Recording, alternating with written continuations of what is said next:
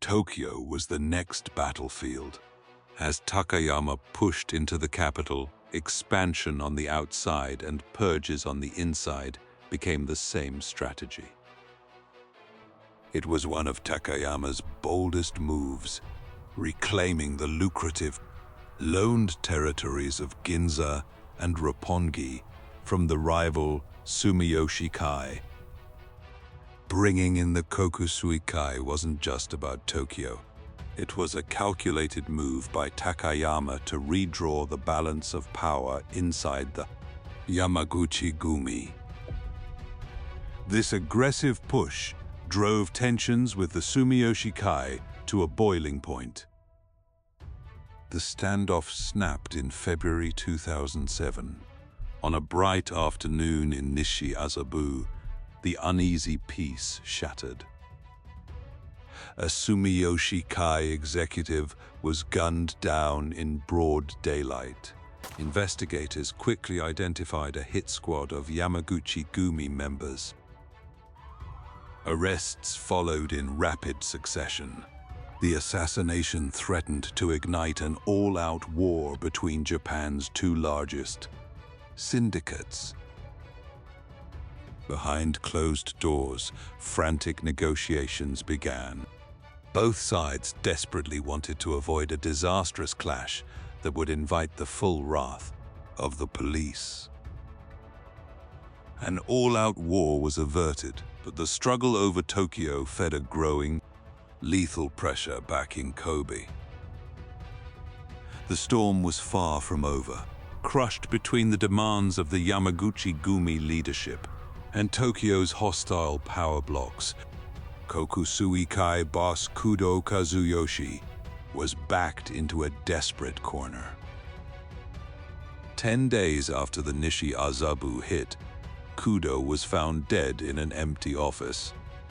The underworld was stunned.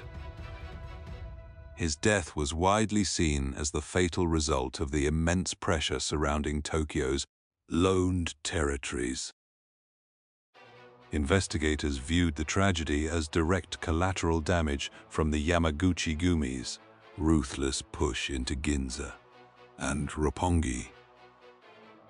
The advance into Tokyo exacted a heavy toll in blood, but it cemented the Yamaguchi-gumi's first true stronghold in the capital.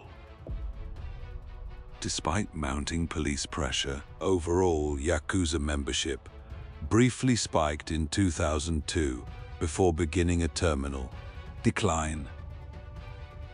By 2006, quasi-members outnumbered formally initiated men, a clear sign the syndicates were mutating to survive the crackdown.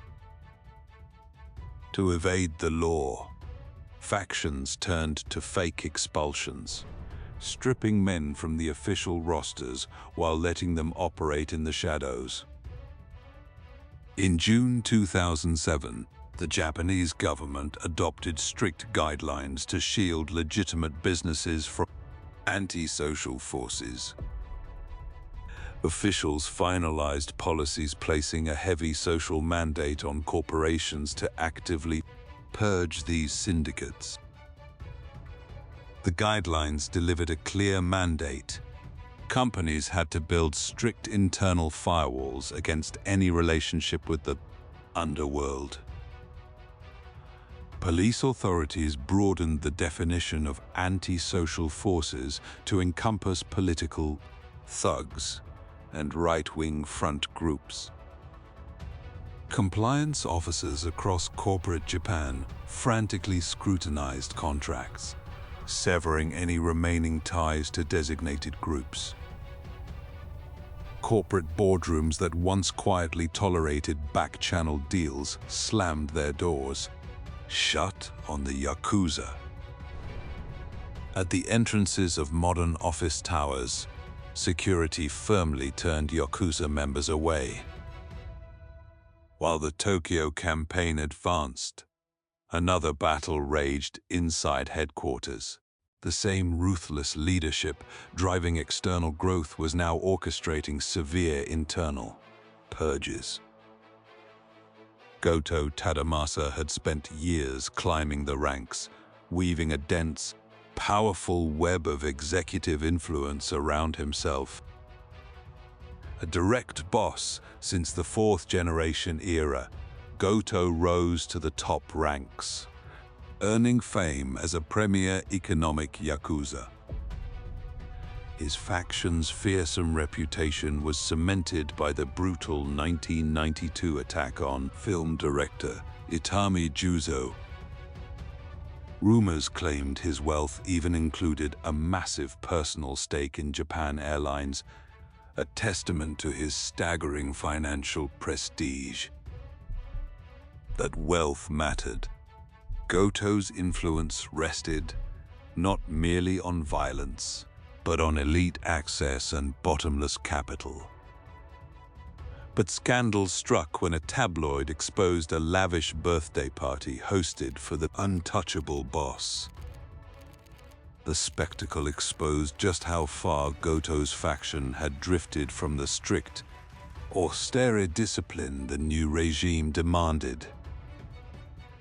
Even after the exposure, Goto began skipping mandatory meetings at the Yamaguchi-gumi headquarters. As Goto's absences piled up, Takayama's patience evaporated. The internal verdict was sealed. A draft expulsion order proved the issue was no longer Goto's prestige, but Takayama's absolute demand for obedience. Executive meetings narrowed to a single lethal question. Would Goto submit, or would Takayama make an example of him? Police investigators carefully mapped the shifting hierarchy, tracking the silent war between Goto and Takayama. Goto's men faced a brutal calculation: stay loyal and risk the purge, or cut ties and survive. An unauthorized golf tournament provided the perfect, formal pretext to expel Goto's faction from the syndicate. Takayama addressed the executive board with a cold, controlled demeanor, permanently tightening his grip on power. The mighty Goto-gumi was dismantled and split into smaller factions, a lasting testament to the internal purge. Goto's empty headquarters stood as absolute proof of the purge. A massive financial and military base had been completely erased. Meanwhile, Police Chief Ando announced a sweeping operation targeting the Kodokai, signaling a massive escalation by the state. The operation locked its crosshairs directly on Kodokai leadership and its key affiliates. Police no longer viewed this as a single raid. It was the beginning of a relentless, long-term campaign to crush the Kodokai. Dissent carried a heavy price. In October 2008, Ota Morimasa was expelled for openly criticizing the leadership's treatment of Goto. Ota declared the rot went beyond Goto, fiercely condemning Takayama's practice of extorting affiliated groups through daily goods. He reportedly fired back directly at Wakagashira Takayama, shouting, "We're not running a general store." Otia and several allied bosses held a meeting critical of the executive board. Takayama treated it as mutiny. Otia was expelled, and the others were severely punished or confined. As funds dried up and loyalties fractured, the Tokyo expansion and the internal purges revealed themselves as two sides of the exact same dictatorship. Simultaneously, the legal noose tightened. A Fourth Amendment expanded liability to include any funding gathered under organizational coercion. From 2004 to 2008, A relentless series of amendments systematically choked off organized crime financing. These new laws severed the underworld's deepest financial lifelines. From that moment on, the war was no longer just over territory or hierarchy. It was a desperate struggle for sheer survival as their empire was steadily starved to death.